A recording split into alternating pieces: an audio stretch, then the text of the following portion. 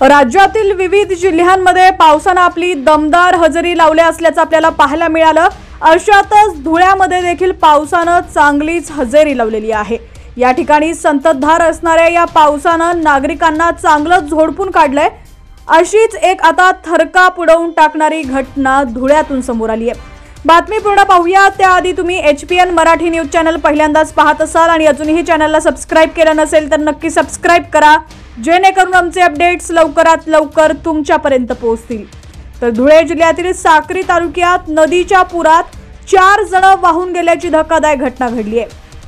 आष्टाणे गावातील ही घटना असून 2 महिला आणि 2 पुरुष या नदीच्या पुरात वाहून गेलेले आहेत। त्यातील 3घांना वाचवण्यात यश आले, मात्र महिला अद्यापही बेपत्ता आहे। आपत्ती व्यवस्थापन, पोलीस आणि महसूल विभागाकडून महिलेचा शोध घेण्यात येतोय। धुळे जिल्ह्यात गेल्या 4 दिवसांपासून मुसळधार पाऊस सुरू आहे। हवामान विभागाने रेड अलर्ट या जिल्ह्याला दिला होता। अतिवृष्टीचा देखील इशारा दिला, त्यामुळे विद्यार्थ्यांच्या सुरक्षेच्या दृष्टिकोनातून सर्व शाळा व महाविद्यालयांना सुट्टी जाहीर करण्यात आली। दरम्यान साक्री तालुक्यात मुसळधार पाऊस झाल्याने पांझरा नदीला पूर आला असून बहुतांश गावांचा संपर्क तुटलाय। तसंच धुळे शहरातील लहान तिन्ही पुलांवर पाणी आल्याने रहदारी बंद झाली आहे। पुढील 1-2 दिवसात देखील पावसाची शक्यता वर्तवण्यात आली आहे। दरम्यान कान नदीलाही पूर आलाय, त्यामुळे रहदारी बंद झाली आहे। दरम्यान आज 4 जण कान नदीवरील पुलावरून पाण्यात पलीकडे जात होते, मात्र पाण्याचा प्रवाह अधिक होता।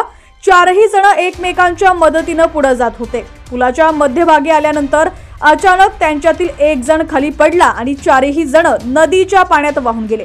साक्री तालुक्यात आष्टाणे गावात ही धक्कादायक घटना घडली आहे।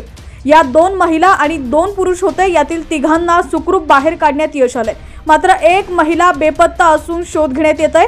आपत्ती व्यवस्थापन, पोलीस आणि महसूल विभागाचे कर्मचारी घटनास्थळी दाखल झाले असून महिलेचा शोध घेण्यात येतोय।